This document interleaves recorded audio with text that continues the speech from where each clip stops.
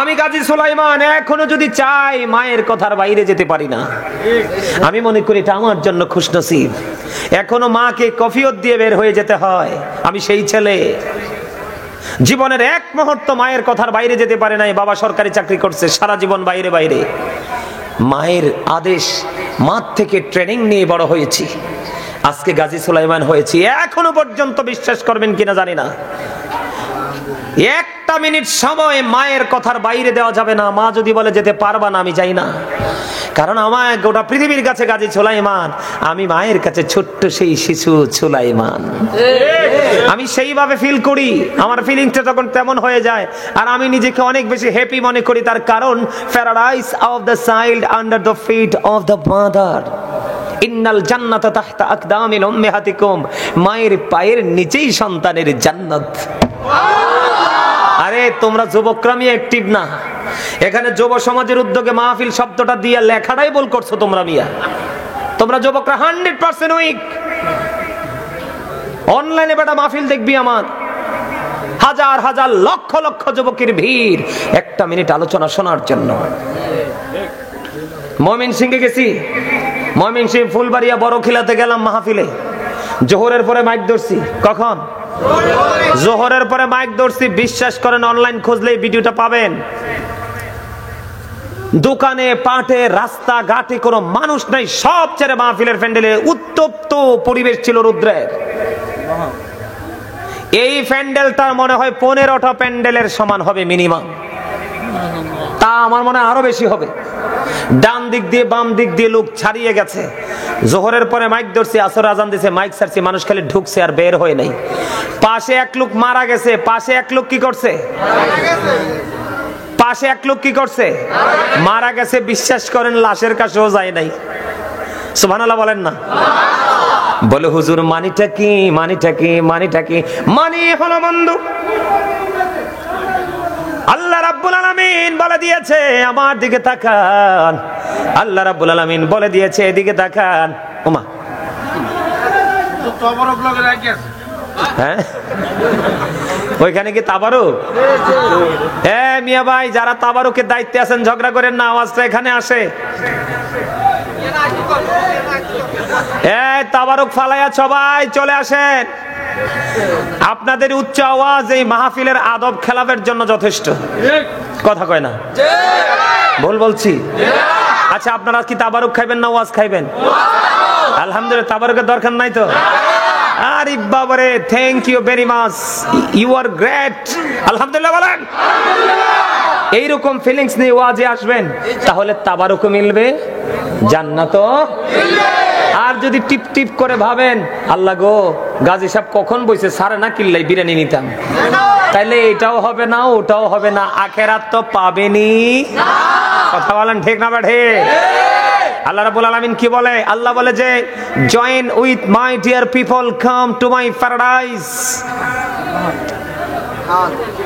আল্লাহ বলতেছেন ফাদখুলি ফি ইবাদি ওয়াদখুলি জান্নাতি, আমার প্রিয় লোকেদের সাথে যুক্ত হও আর আমার জান্নাতে চলে আসো। মাহফিলে বসা, মসজিদে সবার আগে যাওয়া, আলেমরা ডাকলে কাছে আসা, তাদের ইনস্ট্রাকশনকে আপন করে গ্রহণ করা, এটা তাদের ভালোবাসার নমুনা। এই জন্য আমার আল্লাহ বলে দিয়েছেন আমার প্রিয় লোকেদের সাথে প্রেমের বন্ধন তৈরি করো আর আমার জান্নাতে চলে আসো। ডাকটা দিছে কে? কোনো সন্দেহ আসেনি? তাহলে হুজুরদেরকে ভালোবাসলে লাভ আসেনি? হুজুরদের মায়ের খেলে লস আসেনি? হুজুরদের মায়ের খেলে লস আছে? আছে? নাই নাই নাই। আল্লাহ রাব্বুল আলামিন বলেছে পৃথিবীতে আমার যত বান্দা আমি পাঠিয়েছি, এই বান্দাগুলোর মধ্যে আমি আল্লাহকে যদি সত্যিকার অর্থে ভয় করে থাকে তারা আলেমরা। ইন্নামা ইয়াখশাল্লাহ মিন ইবাদিহিল উলামা। জোরে জোরে কোন সুবহানাল্লাহ। আল উলামাউল ওয়ারাসাতুল আম্বিয়া। আলেমরা হচ্ছে হক্কানি আলেম, বন্ড আলেম না কিন্তু। হক্কানি আলেমরা হচ্ছে নবীদের কি ওয়ারিস, বংশধর। কারণ আলেম ওলামা না থাকলে তো কোরআন হাদিস বুঝবো না। তো কোরআন হাদিস যদি আমরা না বুঝি, তাইলে কি মানুষকে হেদায়েতের বাণী যথাযথভাবে দিতে পারবো? পারবো? এবার আসেন বন্ধু, আমি যেটা বলতে চেয়েছিলাম, ওই বাবা সুস্থ, যে বাবা আজান দিলে মসজিদে, মাহফিলের সময় বন্ধু মাহফিলে, দুনিয়ার কাজের সময় দুনিয়ার কাজে, দুনিয়ার শিক্ষা দেওয়ার সময় বন্ধু দুনিয়ার শিক্ষা দেয়, আখিরাতের শিক্ষা দেওয়ার সময় আখিরাতের শিক্ষা দেয়, ওইটা হলো সুস্থ মানুষ রে।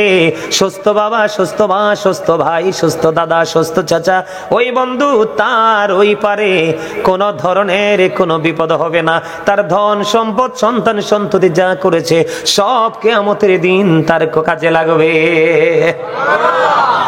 কিন্তু বন্ধু যে ব্যক্তি উদাসীন হয়ে আছে, আল্লাহর গোলামি করতে হবে, নবীর আদেশ মানতে হবে, মাহফিলে যেতে হবে, পবিত্র কাজে নিজেকে যুক্ত করতে হবে, এটা যে বোঝে না সে তো সেন্সলেস বন্ধু, স্টুপিড, বোকা। কথা কয় না? এটার ধন সম্পদ সন্তান সন্ততি কিছুই কোনো কাজে আসবে না রে। এটা বন্ধু আমাদেরকে বুঝে নিতে হবে। আবার দেখেন আল্লাহ রাব্বুল আলামিন আরো বলেছেন, এবার কিনে আমার দিকে তাকান, আল্লাহ বলেছেন ওয়াউজিলিফাতিল জান্নাতু লিল মুত্তাকিন।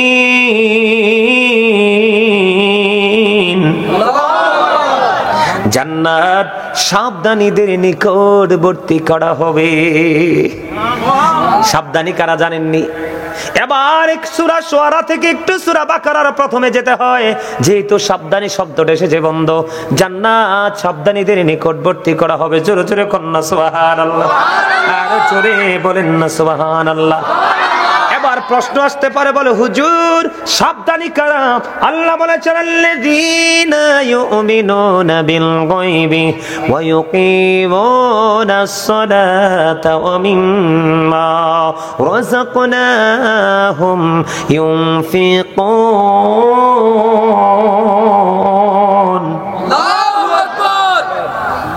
আল্লাহ বলেছে সাবধানীদের নিকটবর্তী করা হবে জান্নাত। তার মানে যারা আজকে গাজী সুলাইমানের কথা শুনছে এবং আরো যারা বলেছিলেন তাদের কথা শুনেছে, জীবন ভর আলেম ওলামার কথা শুনবে রে। আল্লাহ বলেছেন সাবধান ওরাই কারা?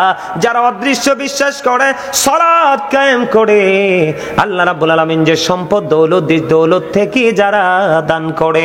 জোরে জোরে বলেন আল্লাহু আকবার। তাইলে সুস্থ বাবার মাঝে বিশ্বাসও আছে, সুস্থ বাবার মধ্যে নামাজ আছে, সুস্থ বাবার মাঝে দান সাদাকাও আছে।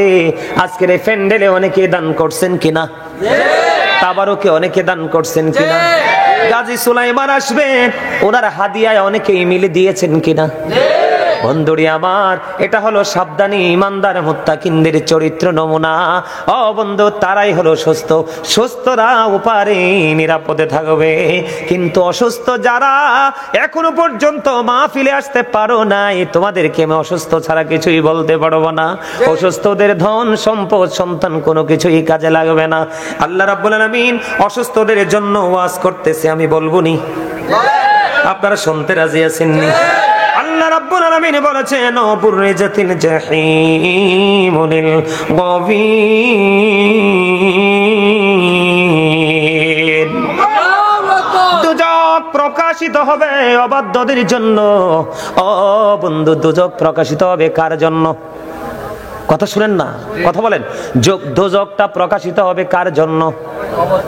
অবাধ্যদের জন্য, কৃতজ্ঞদের জন্য। অবাধ্য কারা? আজকে দিনের দাওয়াত হচ্ছে, আপনি আসছেন না, অবাধ্য করেছেন।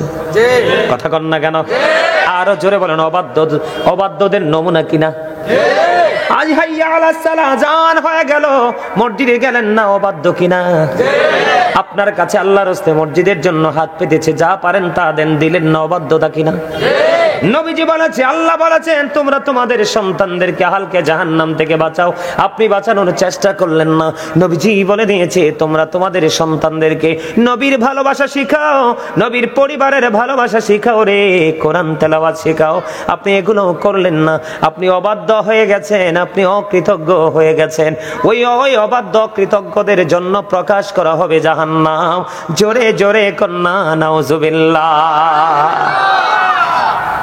আমার এই 4টা আয়াত তেলাওয়াত করার কারণ হলো বন্ধু, আপনাদেরকে বলি, এই 4টা আয়াত তেলাওয়াত করার মানে হলো আপনাদের এলাকার যুব সমাজ, আমি যুবক, তোমরা আমার কথায় যদি রাগ করো কপাল পড়বে, আর চিন্তা করে যদি কলিজায় ঢোকাও তাহলে তোমাদের কপাল খুলে যাবে। বলে কেন বললাম?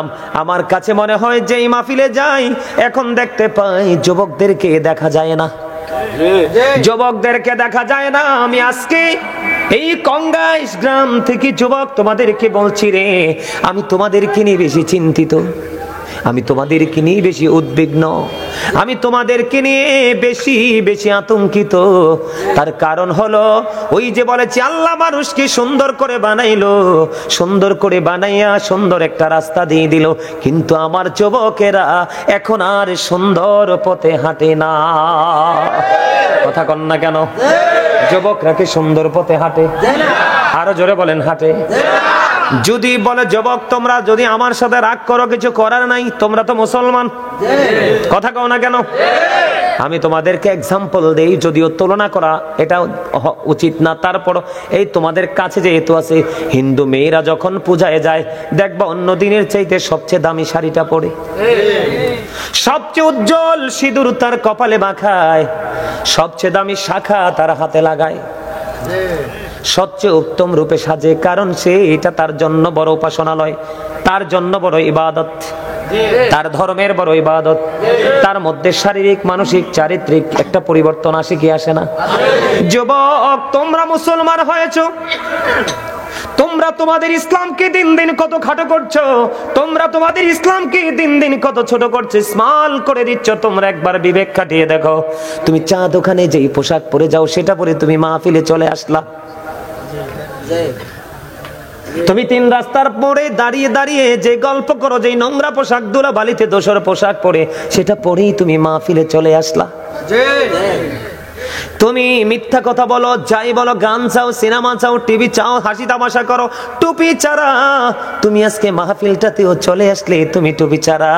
তুমি একটাবার নিজের আকল নিজের বিবেককে প্রশ্ন করো রে, তোমার মধ্যে চা দোকান আর মাহফিলের মধ্যে কোনো পার্থক্য আসেনি? কিন্তু তুমি করতে পারছো নি, তুমি করতে পারো নাই। এই যে আমার ভাইটা কিছুক্ষণ আগে আসছে, ওনার দিকে তাকাও, এই যে কর্নারে যে সাদা টুপি, দেখো তোমরা অনেকের চাইতে ওনাকে অত্যন্ত স্মার্ট দেখা যায়, শুধু টুপির কারণে। কিসের কারণে?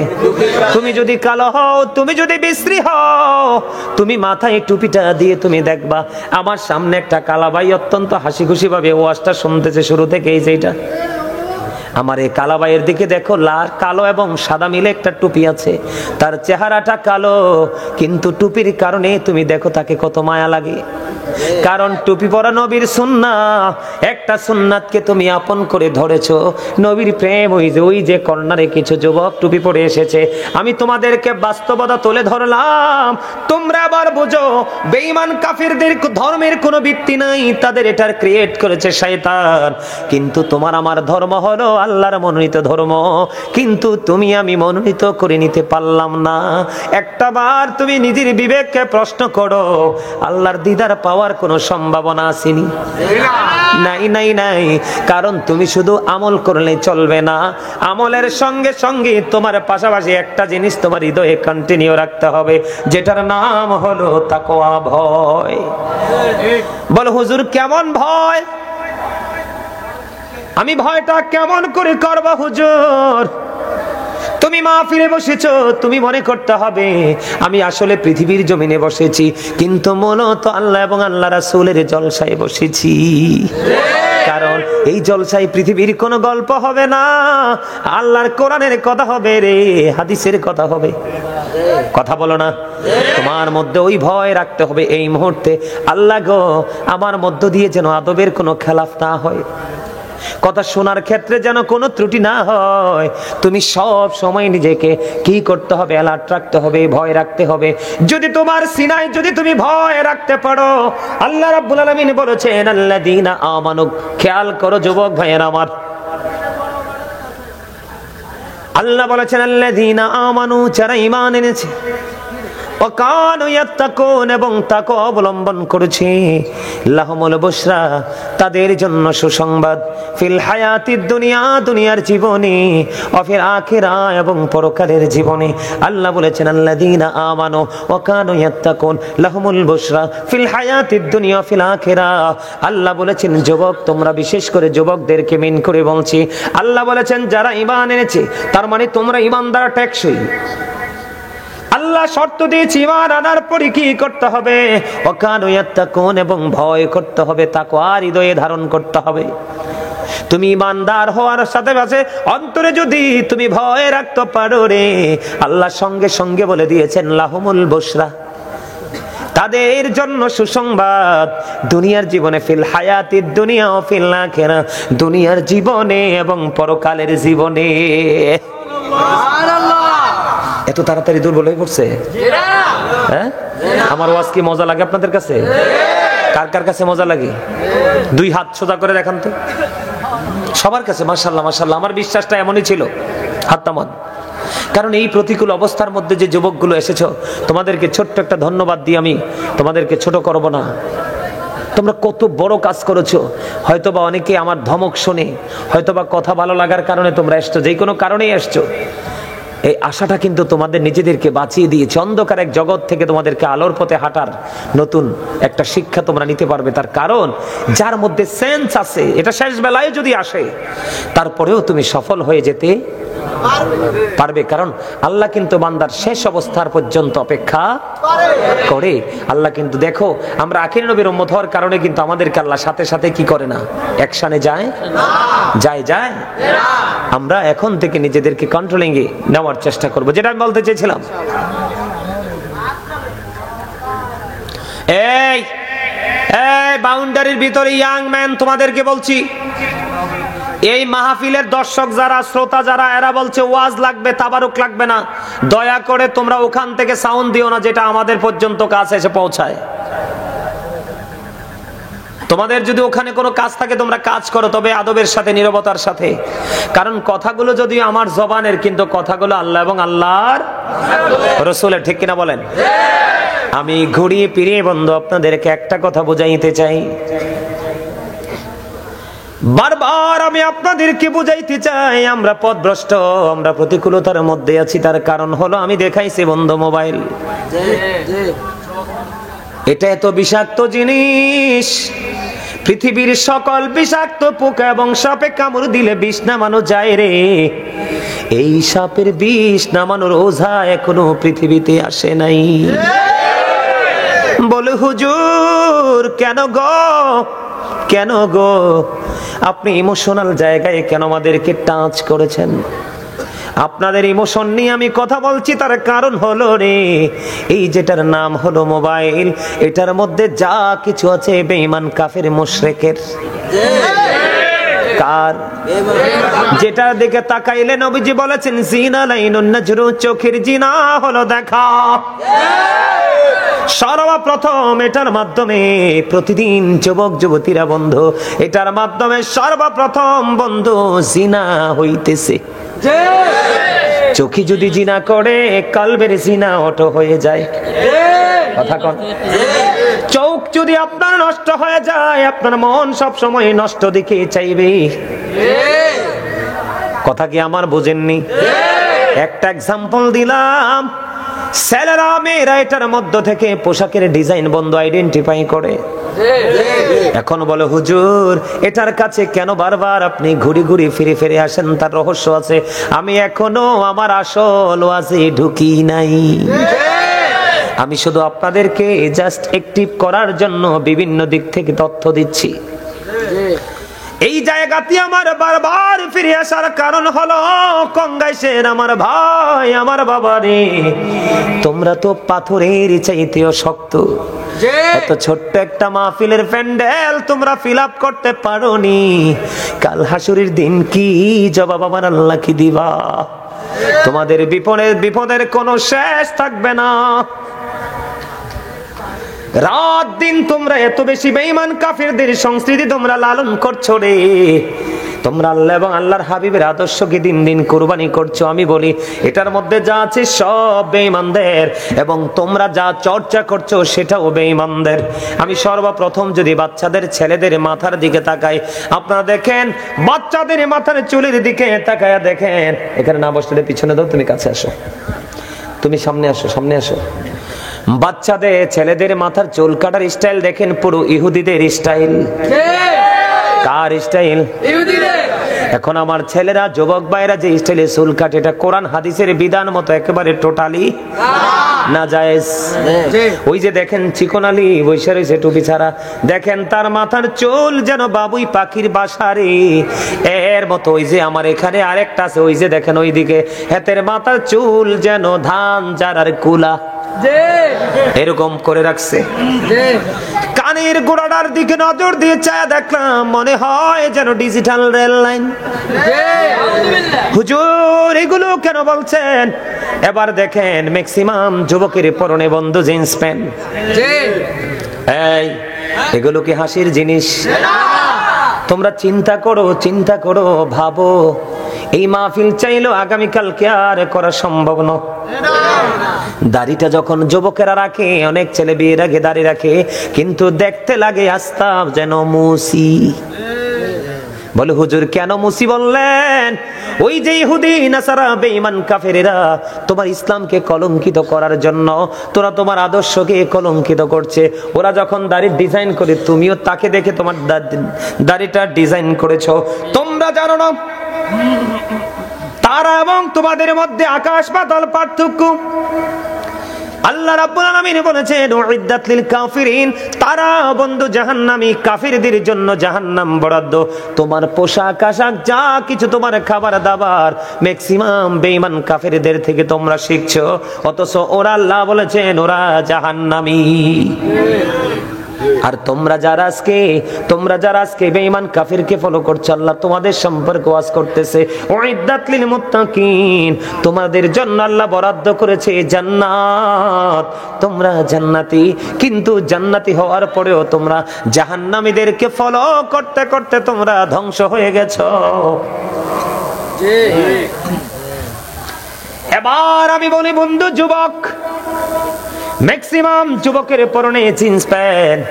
আপনারা বলেন জিন্স প্যান্ট পরলে লজ্জাস্থান ঢাকা থাকে নাকি ফাঁকা থাকে? আরো জোরে বলেন, ঢাকা না ফাঁকা? 100% ফাঁকা। আমি ফাঁকাটা কেমন করে? একটা ছেলে শার্ট পরে গেঞ্জি পরে, এখনকার ছেলেরা তো পাঞ্জাবি পরেই না।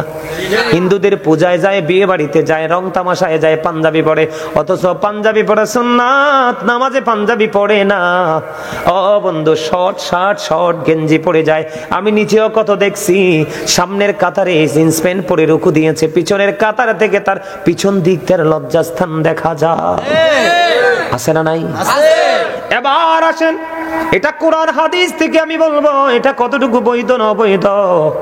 ও যুবকেরা, তোমরা হৃদয়ে খুলে শোনো, যদি তোমরা বুদ্ধিমান হও, তোমরা যদি ইন্টেলিজেন্ট হও, তাহলে তোমাদের মানসিক পরিবর্তন আসবে। আর যদি তোমাদের বুদ্ধি না থাকে, আমার কিছু করার নাই।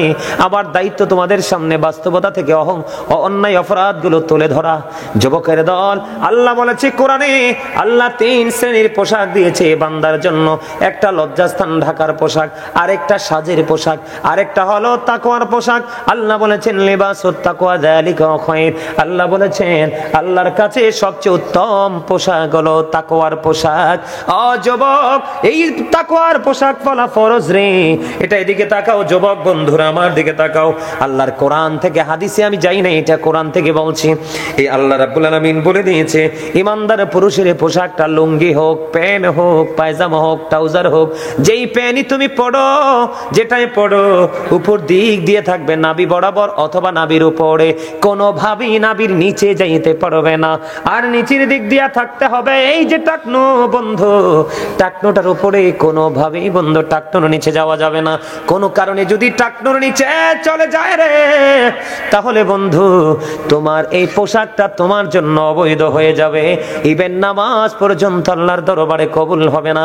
এবার আমি হাদিস শরীফে যাই, তোমরা কত অন্যায় করছো, তোমরা কত অপরাধ অপরাধের সাথে যুক্ত হচ্ছ, বেঈমান কাফেরদের শুটিং কি শুধু ফলো করে করে যুবক আমার দিকে তাকাও। আমার নবীজি মসজিদের মধ্যে অপেক্ষমান, হঠাৎ করে দেখলেন এক ব্যক্তি এসে নামাজের নিয়ত বেঁধে ফেললো। নামাজের নিয়ত যখন বাঁধলো, নবীজি বললেন তুমি ওযু করে আসো। তিনি নামাজের নিয়ত ভেঙে ওযু করতে গেলেন। ওযু করে এসে তিনি আবার নামাজের নিয়ত বাঁধলেন। আবার নবীজি বললেন তুমি ওযু করে আসো। এমনি করে করে বন্ধ, আবার তিনি ওযু করতে গেলেন। আবার ওযু করে এসে নামাজের নিয়ত বাঁধলেন। আবার বললেন তুমি ওযু করে এসো। আবার নবী যখন তাকে একাধিকবার বললেন ওযু করে এসো, আরেকজন প্রশ্ন করলেন ইয়া রাসূলুল্লাহ, ইয়া হাবিবাল্লাহ, নবী গো, ও প্রাণের নবী, বারবার কেন বলছেন গো ওযু করার জন্য? আমার নবীজি বলেছেন কিয়ামত পর্যন্ত সেই পোশাক পরে নামাজ পড়তে পারবে রে, তার নামাজ আল্লাহ পর্যন্ত পৌঁছাবে না। নবী নবী গো, কেন গো? কই চাইয়া দেখো তার পোশাকটা টাকনোর নিচে। এই খবর শুনলে মানুষ সুবহানাল্লাহ কয়। আওয়াজ তুলে বলেন না নাউজুবিল্লাহ, আরো জোরে বলেন নাউজুবিল্লাহ। তাহলে আপনার আমার দিকে তাকান, হাজার চেষ্টা করলেও জিন্স প্যান্টে আপনি নাভি বরাবর বা উপরে তুলতে পারবেন না, কারণ এটা জন্মই হয়েছে ছোট্ট হয়ে। আপনি হয়তো আজকের ওয়াজের পর থেকে মনে মনে ভাববেন যে হুজুর আজকের থেকে জিন্স প্যান্ট পরবো, নিচে দিয়ে বটি দিব, নামাজরত অবস্থায় চলাফেরায় আমি মেনে নিলাম বটি দিবেন, কিন্তু উপরটাকে বৈধ করবেন কেমনে রে? উপর দিয়াও তো নাভি বরাবর অথবা উপরে রাখতে হবে। খেয়াল করছেননি বিষয়টা কত সেনসিটিভ, কত? বুখারী শরীফের মধ্যে এসেছে, যেই বান্দার পুরুষ ইচ্ছে করে অহংকার করে করে টাকনোর নিচে ঝুলিয়ে ঝুলিয়ে পোশাক পরবে, তার ঠিকানা হবে জাহান্নাম। নাউজুবিল্লাহ বলেন। আমার নবীজি এবার আসেন, আমার নবী বলেছেন পৃথিবীর বুকে যেই ব্যক্তি তাকওয়ার পোশাক পরবে, তার মানে আল্লাহ যেইভাবে বলেছে, রাসূল যেইভাবে বলেছে, এই কন্ডিশনে যে পোশাক পরবে রে, আমার দিকে তাকান, হাদিস শরীফটা কত প্রেমময়। এই পৃথিবীর বুকে কোরআন এবং হাদিসের আইন মেনে যারা পোশাক পরবে, আপনার আমার প্রাণের নবী জানিয়ে দিয়েছে কাল হাসরের ময়দানে অসংখ্য উচ্চ মানের জান্নাতি পোশাক, তো এতটাই উচ্চ যেটা কল্পনাও করা যায় না। অসংখ্য জান্নাতি পোশাক ওই ব্যক্তির সামনে তুলে ধরা হবে। নবীজি বলে দিয়েছেন সে যেটা মন চায় সেটা বেছে নিয়ে তিনি পড়তে পারবে। কিন্তু আর একটা শ্রেণীর মানুষ আছে পৃথিবীর বুকে, যেটাকে আমি জিন্স প্যান্ট পরি বা এই জাতীয় প্যান্ট গুলো বন্ধ, এখন যদি না পড়ে মেয়েরা ছেলেদেরকে পছন্দ করে না, গানের আসরে মানানসই হয় না। আমার নবী বলেছে পৃথিবীর বুকে যে ব্যক্তি সম্মানের পোশাক পরবে, তাকে কাল হাসরের দিন অপমানের পোশাক পরানো হবে। জোরে বলেন না নাউজুবিল্লাহ। তাহলে এবার আপনারা খেয়াল করে দেখেন আমরা বেঈমান কাফেরের সংস্কৃতি ধরে ফেলেছি কিনা? আরো জোরে বলেন ধরছি কিনা? এটা দিয়ে কি আপনি আল্লাহর দিদার প্রাপ্ত বান্দা নিজেকে দাবি করতে পারবেন? কোনোদিন সম্ভব, কোনোদিনও সম্ভব না। এবার আসেন বন্ধু, পোশাককে যেমন করে ইসলামের আইন উপেক্ষা করে কলঙ্কিত করে যুবকরা পড়া শুরু করে দিল, তেমনি ভাবে আপনার আমার জন্য পানি, দুধ, মধু, শরবত জায়েজ, কিন্তু মদ তো আপনার আমার জন্য হারাম। কথা বলেন না কেন? মদ কি মুসলমানের জন্য হারাম? ইয়াবা কি? আফিম কি? এই যে নেশা জাতীয় ইয়াবা, বাবা কত গাঁজা, মদ, এগুলো কি হারাম না হালাল? এখন আপনাদের এলাকার ছেলেরা এগুলো খায়নি, ও মামা কি কয়? জুয়াও খেলে? আল্লাহ গো। তবে জুয়াটা আমি বিশ্বাস করি কেমনে জানেন? জুয়াটা খেলে এটা দিয়ে, জুয়াটা খেলে কি দিয়ে? এটা দিয়ে। তাইলে আমি আবার একটা ওয়াজ করবো, আপনারা ধৈর্য ধরে শুনবেন তো? সবাই শুনবেন, কেউ তো কিছু ডিস্টার্ব করবেন না, ধৈর্য থাকতে হবে। শোনার মানেন বা না মানেন পরের ব্যাপার, তবে আগে আপনাকে মন দিয়ে শুনতে হবে। কথা বলেন। আমি শুরুতেই বলেছি আপনাদেরকে ধমকেশ্বরে কথা বলেছি, এই বাবাগুলো অ্যাক্টিভ না, কারণ সন্তানগুলোকে মানুষ বানাইতে পারে নাই। বাবার জীবনের চরম বন্ধ ব্যর্থতা মনে রাখবেন। একটা বাবা সন্তানকে কোটি কোটি টাকা দিয়ে গেল, অনেক জায়গা দিয়ে গেল, অনেক সোনা গয়না দিয়ে গেল। ওই বাবার চাইতে যেই বাবাটা সন্তানকে সোনা গয়না টাকা পয়সা বাড়ি গাড়ি দিতে পারলো না, কিন্তু নে পরায়ণতা আদব কায়দা শিখিয়ে গেল, ওই বাবাকে বলতে হবে অল দ্য বেস্ট। কথা বলেন না কেন? আমার দিকে তাকান বন্ধু, আমি একটু তেলাওয়াত করি। এই তোমাদের কমিটির লোক কি আনে মুরব্বি না ফলা ফাইন? মুরব্বি কিটা কইতাম কৌশল। আমার দিকে তাকান বন্ধু, আমি একটু তেলাওয়াত করি। ওদিকে তাকায়েন না আপনারা, একটু দেখেন এই যে মদ জুয়া, এই যে নেশা, এটা কতটা ভয়ঙ্কর জিনিস। আমার দিকে তাকান। আল্লাহ রাব্বুল আলামিন বলেছেন ইয়া আইয়ুহাল্লাযীনা আমানু। এদিকে তাকান না, আপনারা কথা বললেন না। আরে ভাই আমি তো জানি বাইরে আছে তারা, তাদেরকে নিয়ে আমার কোনো ইন্টারেস্ট নাই। ইন্টারেস্ট আমার আপনাদেরকে নিয়ে, কারণ আপনারা অনেক আগে থেকে এসে বসেছেন, নিশ্চয়ই একটা আশা নিয়েই তো বসছেন। আমার ওয়াজগুলো বাস্তবতা নিয়ে ওয়াজ করতেছি, এটাকে খারাপ লাগে আপনাদের কাছে? খারাপ লাগে? সবার কাছে ভালো লাগে? আলহামদুলিল্লাহ বলেন। আল্লাহ আমাদের সবাইকে কবুল করে নিক। সকলে বলেন আমিন। আরো জোরে বলো না আমিন। আরো জোরে বলো না আমিন।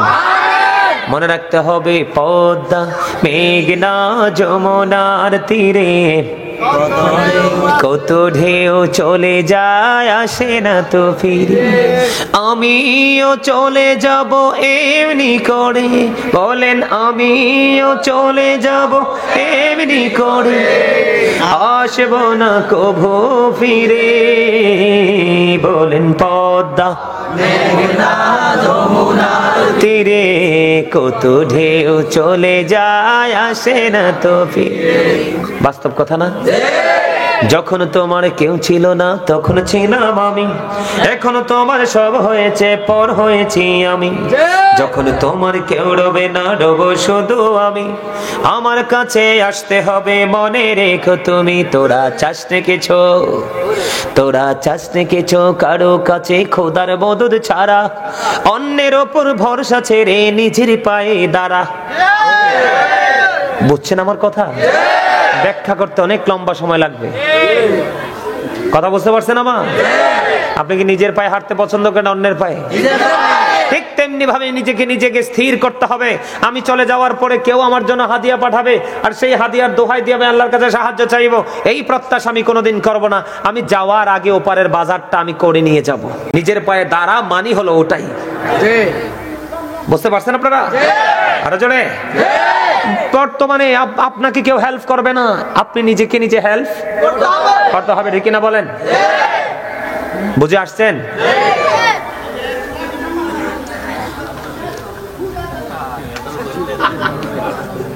আমার ওয়াজটা আমি করি একটু।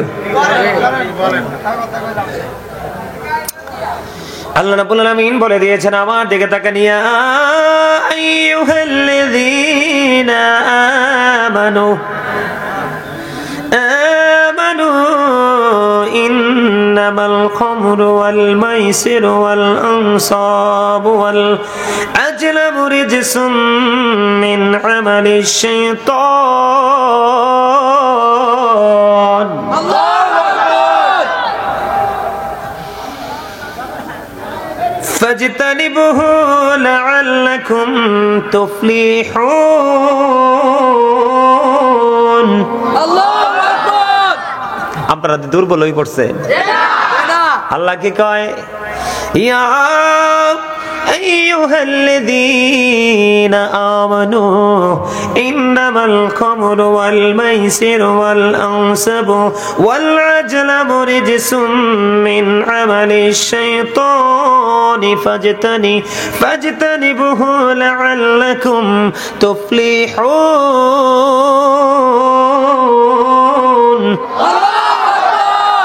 এতক্ষণ আল্লাহু আকবারটা মজা হয়েছে, এইভাবে বলবেন।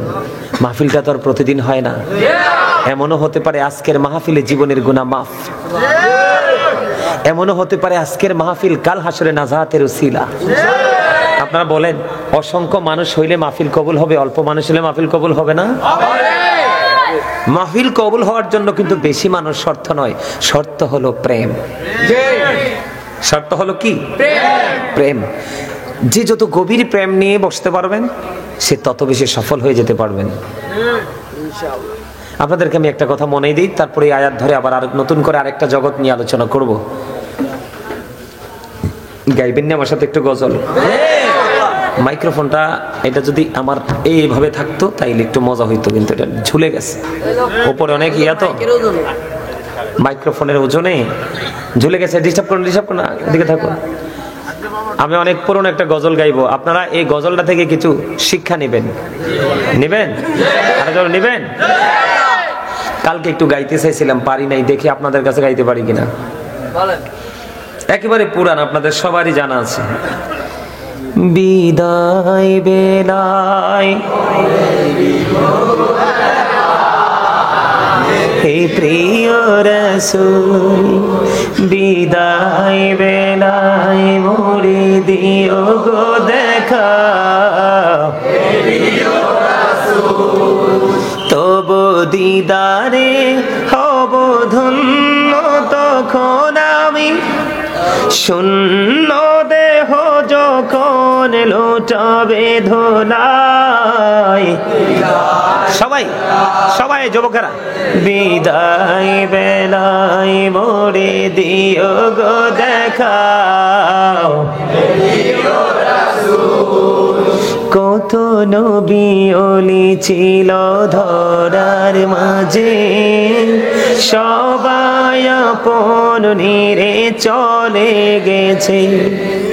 কত নবী ওলি ছিল ধরার মাঝে, সবাই আপন নিরে চলে গেছে। আমিও তো পাবো না চারা,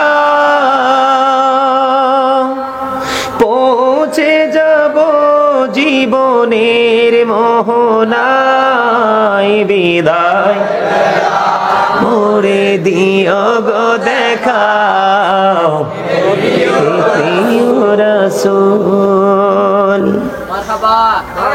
আপনাদেরকে আমি বোঝানোর চেষ্টা করেছি, আপনার আমার জীবনের মোহনা আছে না নাই? সেই মোহনায় যেতে হবে কি হবে না? হবে, এটা আমরা জানি, কিন্তু কবে, কখন, কোথায় সেটা জানি না। তাহলে সেই মোহনার জন্য আপনাকে আমাকে অল টাইম প্রস্তুত থাকতে হবে। আবার প্রস্তুত থাকার জন্য কি চাই? বিবেক। কি চাই?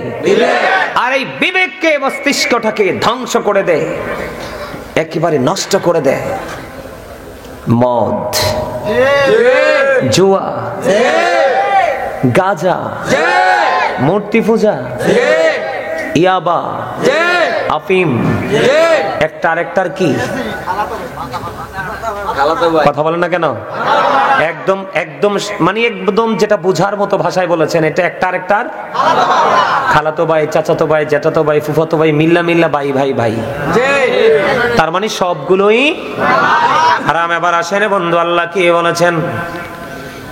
ইয়া আইয়ুহাল্লাযীনা আমানু, হে ঈমানদারগণ, আল্লাহ বলেছেন ইন্নামাল খামরু ওয়াল মাইসিরু ওয়াল আনসাবু ওয়াল আজলামু রিজসুম মিন আমালিশ শাইতান। আল্লাহু আকবার। আল্লাহ রাব্বুল আলামিন ঈমানদারদেরকে ডেকে ডেকে বলে, ঈমানদারগণ, মদ, জুয়া, মূর্তি, ভাগ্য গণনা, এগুলো বিনা বস্তু শয়তানের কাজ। জোরে কন্না নাউযুবিল্লাহ। ফাজতানিবুহু লাআল্লাকুম তুফলিহুন।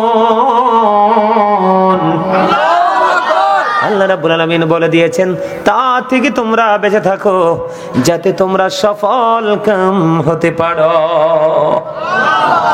এখন আমাদের দেশের মুসলমানের থেকে বাচ্চা আছে না, এর সাথে যুক্ত আছে? যুক্ত আছে।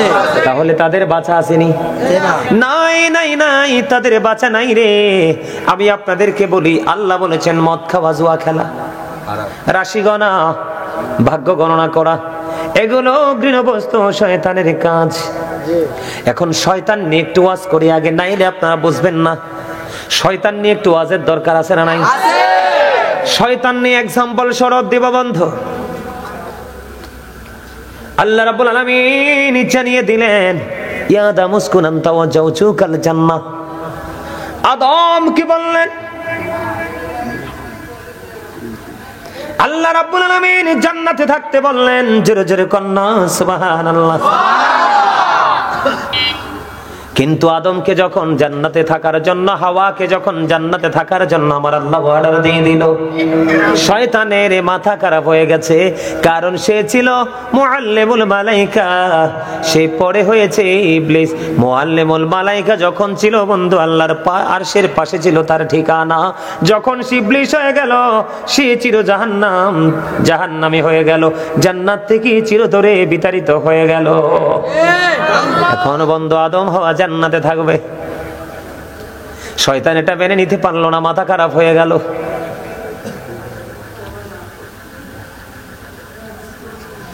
আল্লাহ রাব্বুল আলামিন এদিকে তাকান। আল্লাহ রাব্বুল আলামিন আদমকে বললেন, আদম জান্নাতের যেখান থেকে মন চায় খাইও, কিন্তু গন্ধম খাইও না।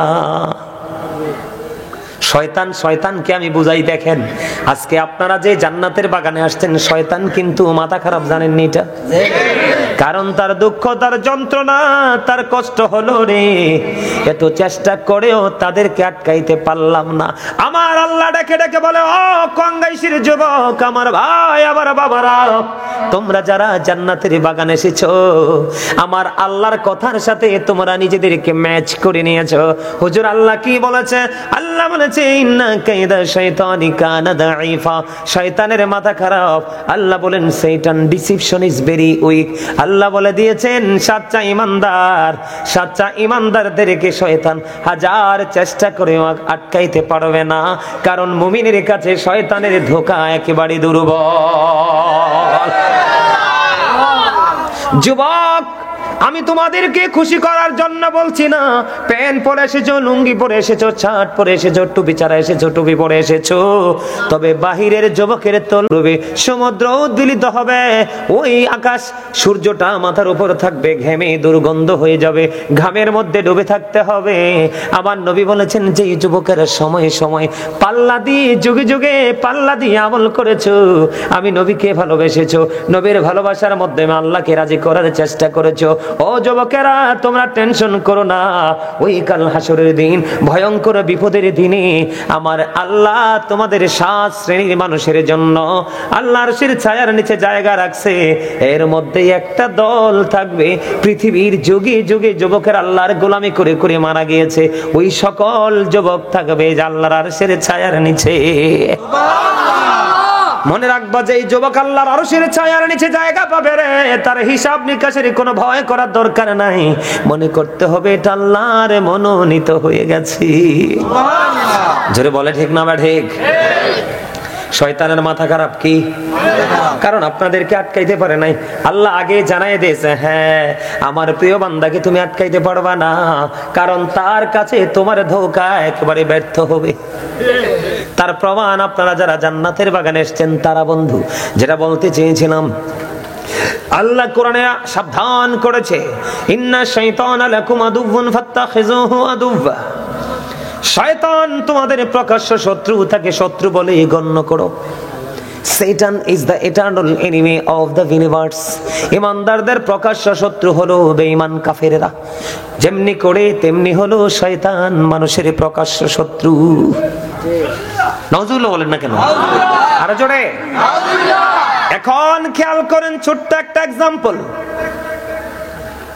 আদম জান্নাতে ঘুমন্ত, ঘুম ভেঙে চাইয়া দেখে বন্ধু মা হাওয়া পূর্ব সুন্দরী, প্রেমের নজরে হাওয়ার দিকে তাকায়।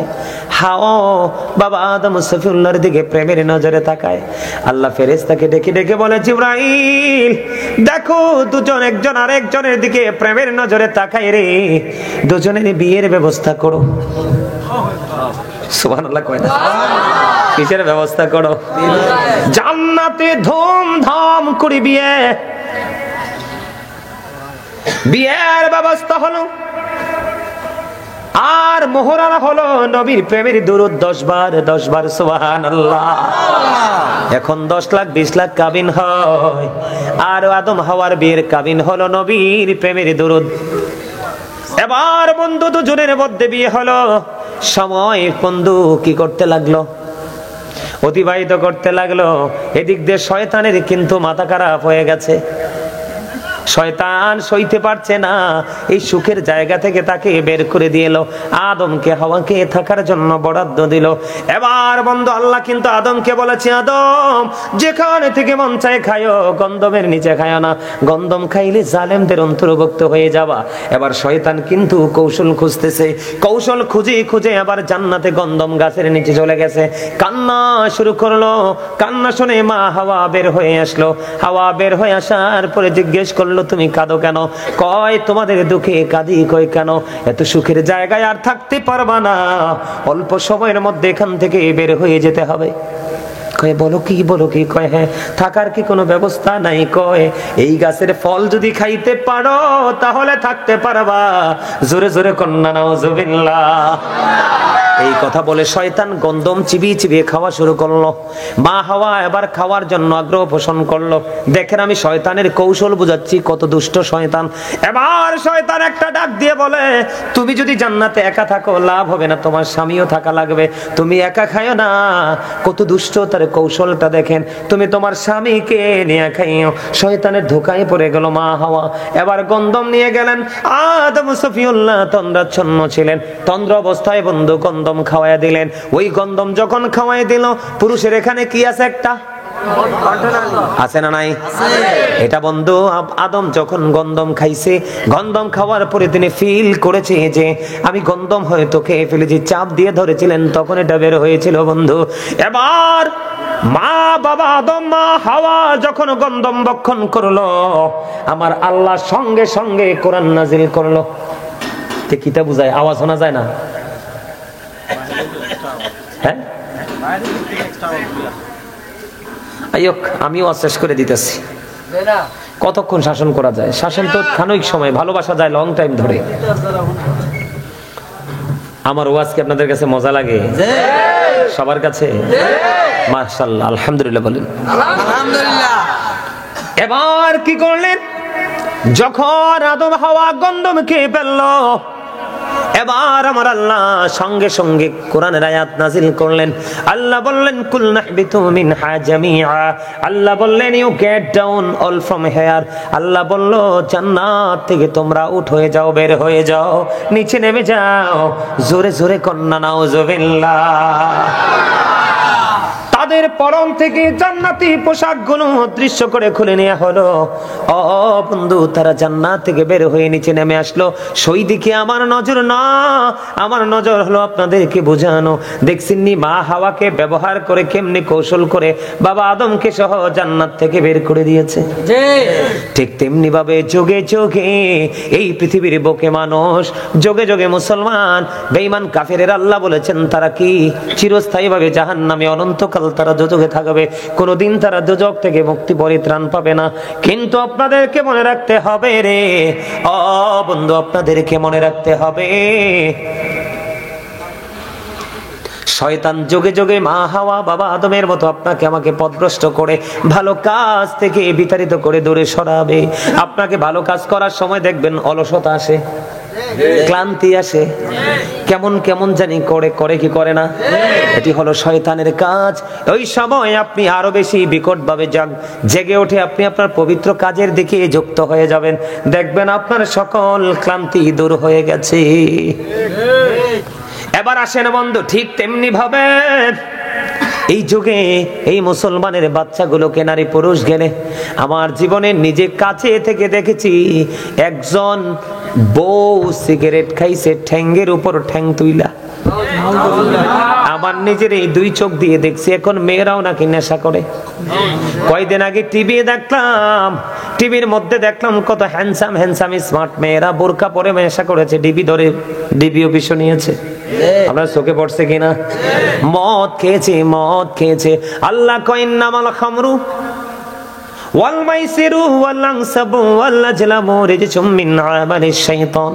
মদ, জুয়া, মূর্তি, ভাগ্য গণনা, ঘৃণ্য বস্তু শয়তানের কাজ। ফাজতানিবুহু লাআল্লাকুম তুফলিহুন। এগুলো থেকে তোমরা বেঁচে থাকো, যে এগুলো থেকে যাতে তোমরা সফল হতে পারো। জোরে জোরে কন্না আল্লাহু আকবার। এবার আসেন আমি আপনাদেরকে বলি বন্ধু, আমার নবী আমার কাছে মোবাইলের মাধ্যমে বন্ধু দেখাইলে কোড করে দেখাতে পারবো। আমি মোবাইলটাতে আর ঢুকছি না, সময় লেগে যায়, ব্যয় হয়ে যায়। আমার নবীজি বলেছেন যারা জুয়া খেলে, খেয়াল করেন ভয়ঙ্করতা, যারা জুয়া খেলে এবং যারা মদ খায়, ওই যারা জুয়া খেলে এবং মদ খায়, আমার নবীজি জানিয়ে দিয়েছে রে, যারা জুয়া খেলে এবং মদ খায় আল্লাহ রাব্বুল আলামিন তাদের মধ্য থেকে ঈমানটাকে এমন ভাবে কেড়ে নিয়ে যায় যেমনি ভাবে একজন মানুষ তার গা থেকে জামাটা কি করে খুলে ফেলে, ঠিক কিনা বলে? তাহলে ঈমান যে মদ খায়, জুয়া খেলে তার ঈমান নাই। আল্লাহ ঈমান তার থেকে আউট করে নিয়ে গেছে, তার থেকে ঈমান বন্ধ নিয়ে গেছে। এবার আসেন বন্ধু, আপনার আমার প্রাণের নবীকে হযরতে তারিক ইবনে সুয়াইদ, আপনার আমার প্রাণের নবী বলে দিয়েছেন, হযরতে তারিক ইবনে সুয়াইদ রাদিয়াল্লাহু তাআলা আনহু আপনার আমার প্রাণের নবীকে মদ সম্পর্কে জিজ্ঞাসা করলেন। তারিক ইবনে সুয়াইদ রাদিয়াল্লাহু তাআলা আনহু আপনার আমার প্রাণের নবীকে মদ সম্পর্কে জিজ্ঞেস করলেন, ইয়া রাসূলুল্লাহ, ইয়া হাবিবাল্লাহ, নবী গো, মদ সম্পর্কে আমি কিছু জানতে চাই। আপনার আমার প্রাণের নবী তিনি বলে দিয়েছেন, মদ প্রস্তুত করো না, খেয়াল করেন, মদ তৈরি করো না।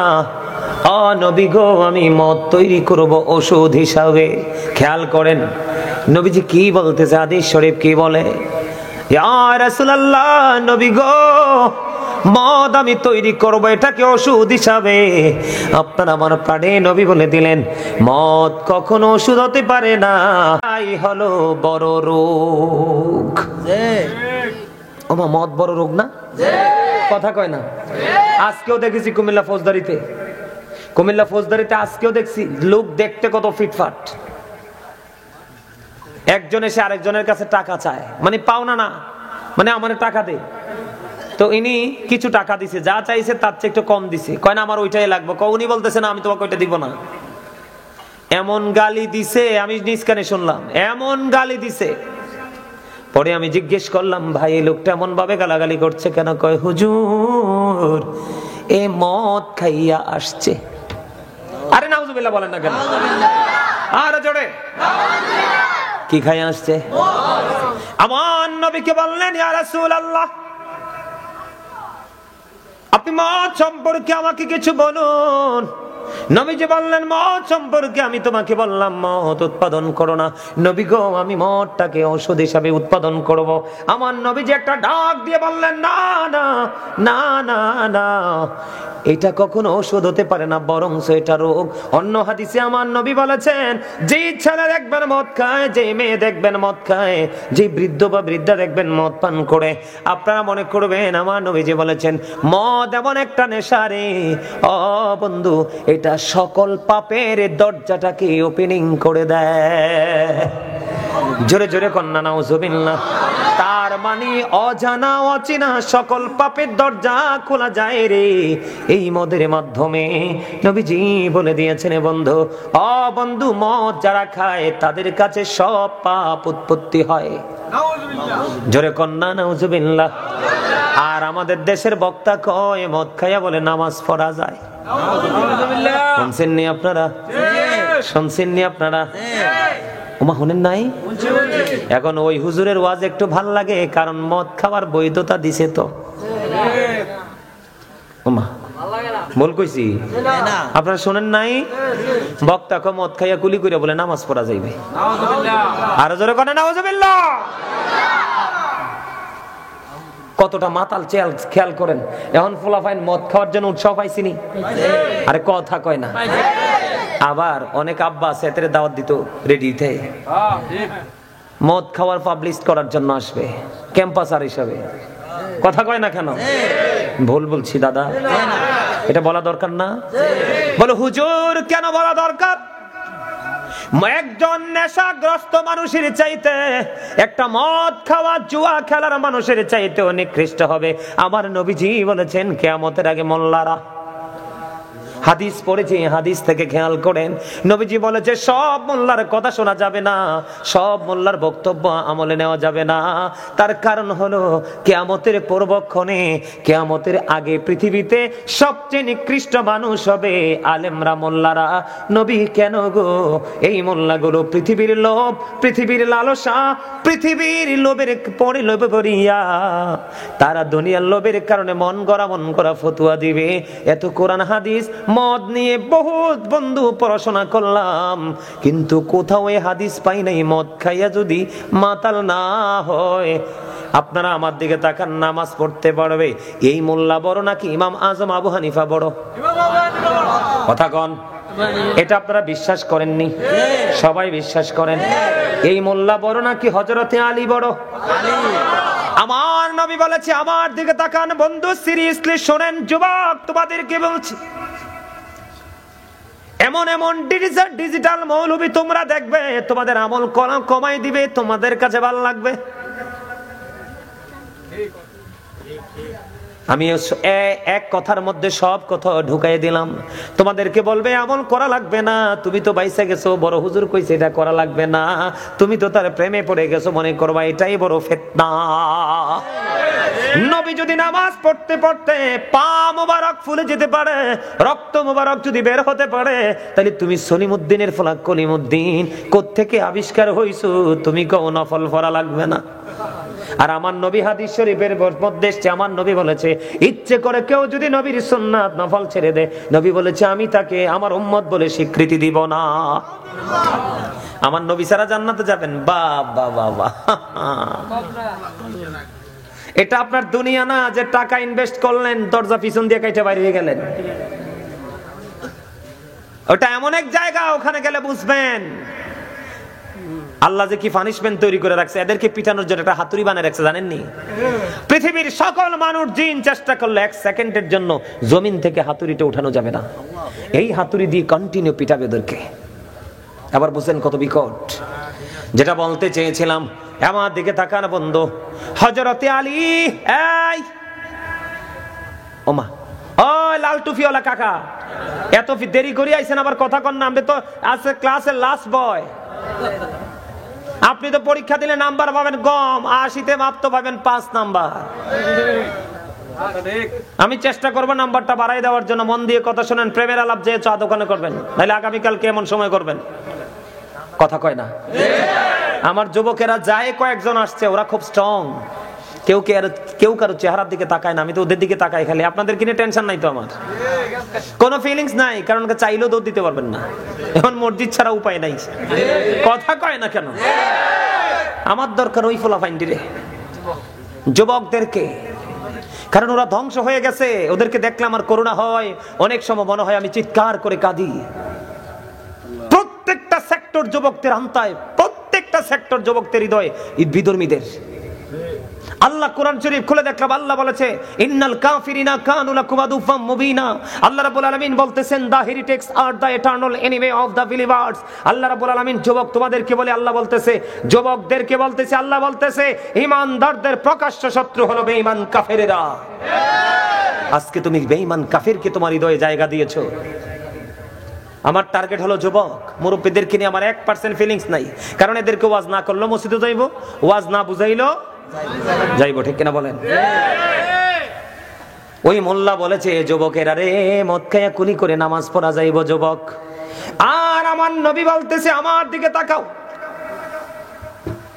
আমার নবী বলতেছে আনা মাদিনাতুল ইলম আলিউন বাবুহা। আমার নবী বলেছে, দেখেন দুনিয়ার লোভী মোল্লায় কয়ে মদ খাইয়া নামাজ পড়া যাইবে, আর ইসলামের চতুর্থ খলিফা হযরতে আলী সম্পর্কে আমার নবী ওয়াজ করতেছে, আনা মাদিনাতুল ইলম ওয়ালিউন বাবুহা।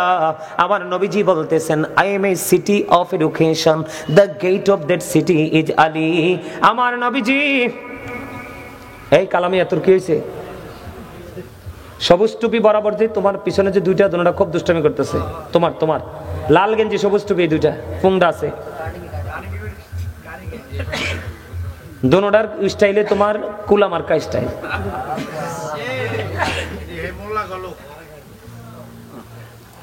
আমি কি কই তোমরা শোনো না? আরে এই কথাগুলো খুঁজতে, এই কথাগুলো বের করতে বছরের পর বছর পার হয়ে গেছে। চুলগুলো দাড়িগুলো পাইকা গেছে এগুলো খুঁজতে, আর তোমরা এগুলো হেসে উড়িয়ে দিচ্ছ। বাবা আমার মনে হয় আজকে কয়েক বছরের মধ্যে আজকের মতো মাহফিল আমার, কিরে জামাল তোমরাও তো থাকো আমার সাথে বিভিন্ন প্রোগ্রামে। ওই দিন একটা প্রোগ্রামে গেলাম তোমাদের সাথে বড়ুরা, দেখছুনি মাহফিলটা খালি না? আমি গুনাহগার আসার পরে দেখছুনি প্যান্ডেলটা মানুষ জায়গা হয়েছে, কিন্তু আজকের এই মাহফিলের মতো মাহফিল আমি এই বিগত কয়েক বছরে পাই নাই।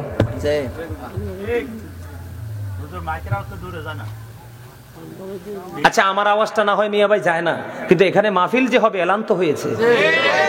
এটা এড়াবেন কিভাবে? আমি বলি না এটা এড়াবেন কিভাবে, এটা এড়ানোর জায়গা আছে?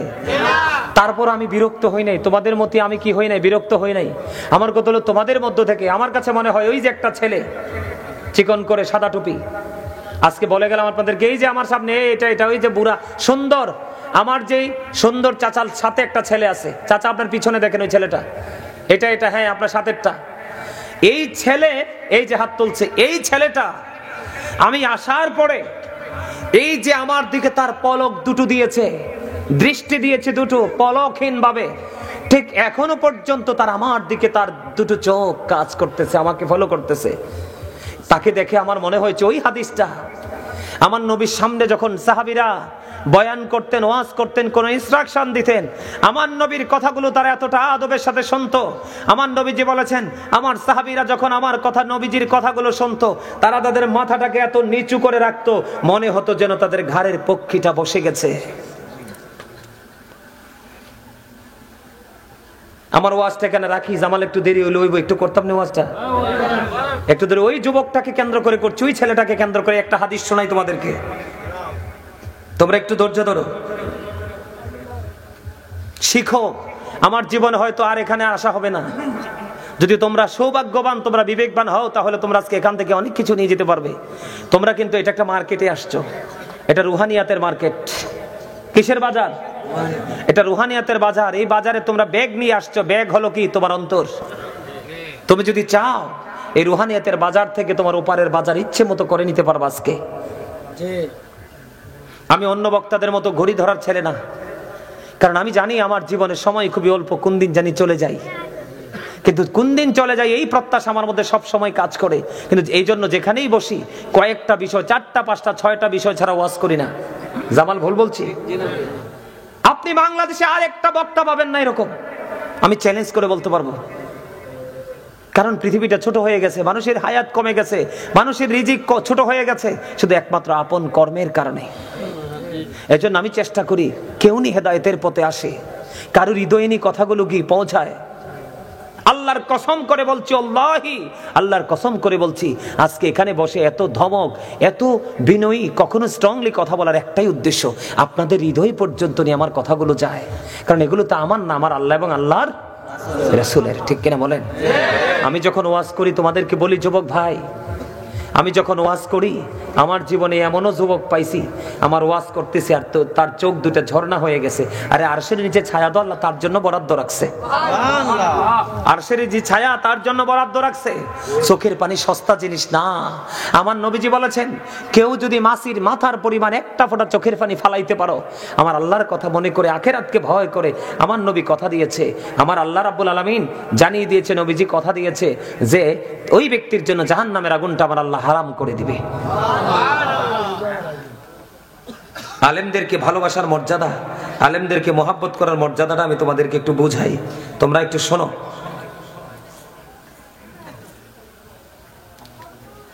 আমি পড়ি, হ্যাঁ, হাদিস শরীফ।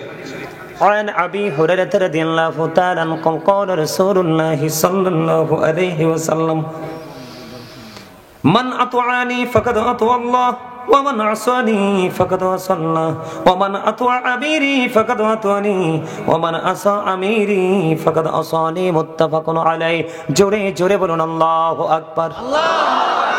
আপনার আমার প্রাণের নবী বলেছেন ক্বালা মান আতানি, আমার নবী বলেছেন মান আতানি ফাকাদ আতা আল্লাহ, যেই ব্যক্তি রাসূলের অনুগত করলে ইতায়াত করলো সে আল্লাহর ইতায়াত করলো। ওয়া মান আসানি ফাকাদ আসা আল্লাহ, যেই ব্যক্তি রাসূলের অবাধ্য করলো মূলত সে আল্লাহর অবাধ্য করলো।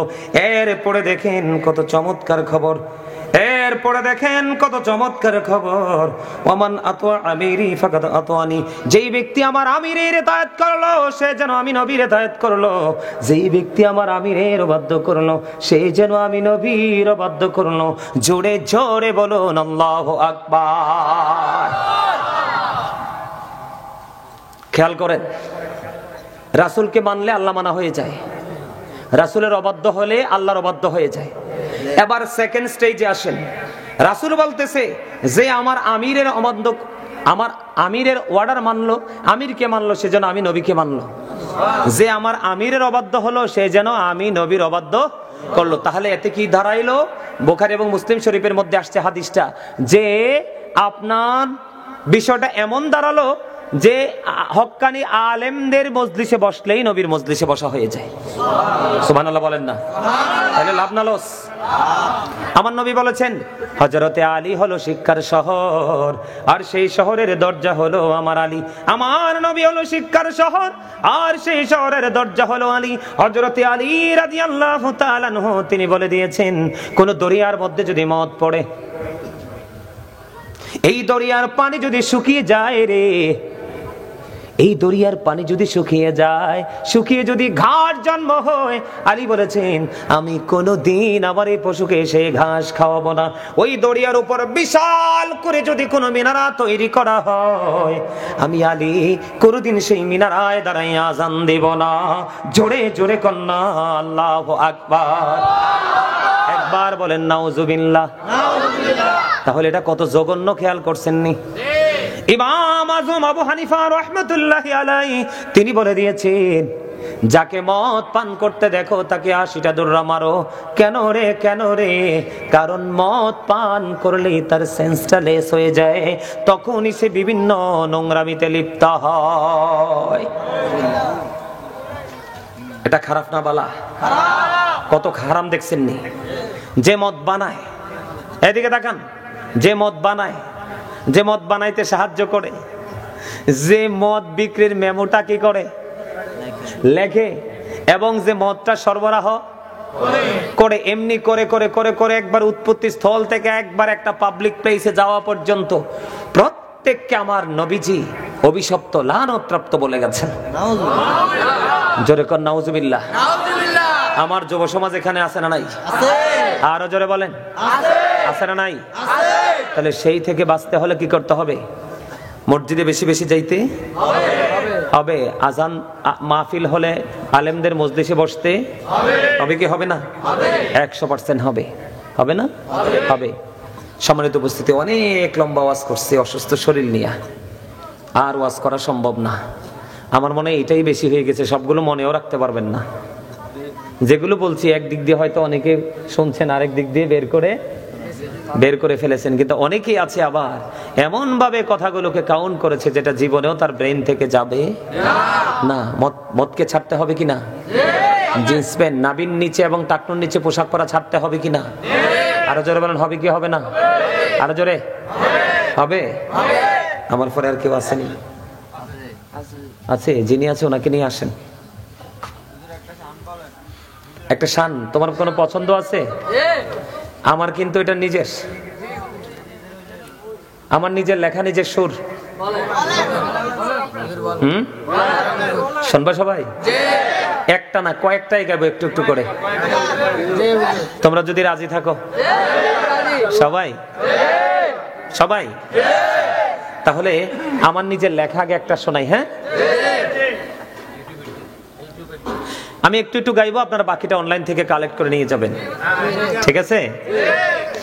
ওগো নবীজি কেমন করে বলো তোমায় দেখি, ওগো নবীজি কেমন করে বলো তোমায় দেখি। আছো তুমি ওই মদিনায়, আছো তুমি ওই মদিনায়, সঙ্গে নিয়ে দুই প্রেমিক সাথী, কেমন করে বলো তোমায় দেখি। দেখার আশা আমার মনে পুষে রেখেছি যতন করে, বলেন দেখার আশা আমার মনে পুষে রেখেছি যতন করে, পাই যদি গো নবী তোমার দিদার, শীতল হবে মোর দুটি আখি, কেমন করে বলো তোমায় দেখি। মারহাবা। একটু পরে আরেকটা গাইবো, একটা বক্তব্য দিতে মনে হয়েছে, দিতাম নি বক্তব্যটা? আমার পরে যিনি আসবে ওনাকে একটু 10টা মিনিট পরে আনো। আমার পরে কি আসবে? পিসায়? আচ্ছা, উনি একটু 10টা মিনিট পরে, আমি 10টা মিনিট একটা বক্তব্য দিব। আমরা মনে হয়েছে বক্তব্যটা আপনারা শুনছেন কিনা জানি না, যুবকদেরকে কেন্দ্র করে, আমি যুবক ভাইদেরকে কেন্দ্র করে বলছি। আমাদের বাংলাদেশে খুব রিসেন্ট একটা বক্তব্য ভাইরাল হয়েছে। সেই বক্তব্যটা হলো, আমার নবীকে বলেছে একজন বক্তা কাউবয়। কাউবয় বলাতে আপনারা কেউ নাউজুবিল্লাহ বললেন না? আরে আরো জোরে বলেন না নাউজুবিল্লাহ।